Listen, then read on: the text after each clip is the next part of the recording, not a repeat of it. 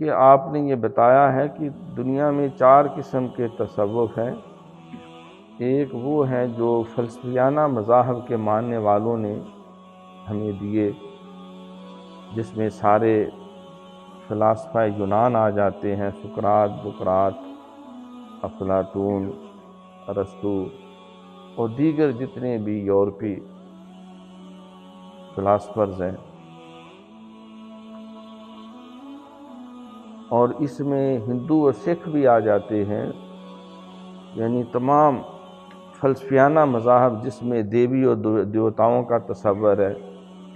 کسی نے کہا 2 خدا ہیں، کسی نے کہا 3 ہیں، کسی نے کہا 4 ہیں، کسی نے کہا 5 ہیں، کسی نے کہا 1000 ہیں، کسی نے کہا لاکھ ہیں، اور کسی نے کہا نہیں یہ تو کروڑوں کی تعداد ہے جس کا ہمیں پتہ ہی نہیں۔ تو انہیں کہتے ہیں فلسفیانہ مذاہب کے پیروکار۔ فلسفہ یونان اور ہندو، سکھ اور دیگر غیر الہامی مذاہب جو ہیں۔ دوسرا وہ تصوف یا معرفت یا خانقاہی نظام جس کی بنیاد یہودیت اور عیسائیت جو الہامی مذاہب ہونے کے دعوے دار ہیں، ان کی تعلیمات سے جو انسانوں تک، مسلمانوں تک، مخلوق تک پہنچے ہیں، آپ نے اس کی بھی مکمل بائیفرکیشن کر کے بتا دیا ہے کہ یہ ساری تعلیمات جو اسلامی تصوف میں گھس آئی ہیں یا گھسا دی گئی ہیں یا فلوٹ ہو رہی ہیں یا ہو چکی ہیں، یہ بنیادی طور پر ان کا تصوف محمدی سے کوئی تعلق نہیں ہے، علم احسان جس کو شریعت نے کہا، بلکہ یہ عیسائیوں اور یہودیوں کا تصوف ہے اور ہم نہیں اس کو مانتے۔ تیسرا آپ نے فرمایا کہ یہ علم روحانیات جو ہے، جس کو روح کا علم کہتے ہیں، جس کو مسٹیسزم بھی کہتے ہیں،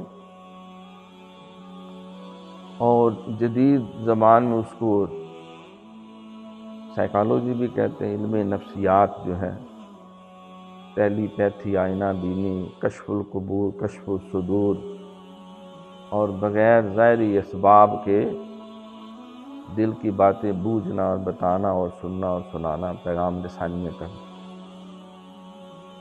تو یہ علم روحانیات جو ہے یہ بھی دنیا میں بہت زیادہ ہے۔ آپ فرماتے ہیں کہ یہ اسلامی تصوف نہیں ہے۔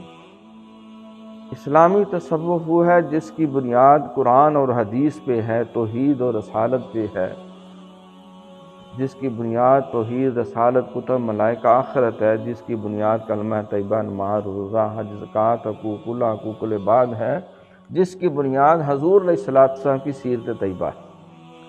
کیونکہ جو کچھ سرکار کے جسمی کمالات تھے اور کچھ آقا دو جہاں صلی اللہ علیہ وسلم کے قلبی و روحانی کمالات تھے۔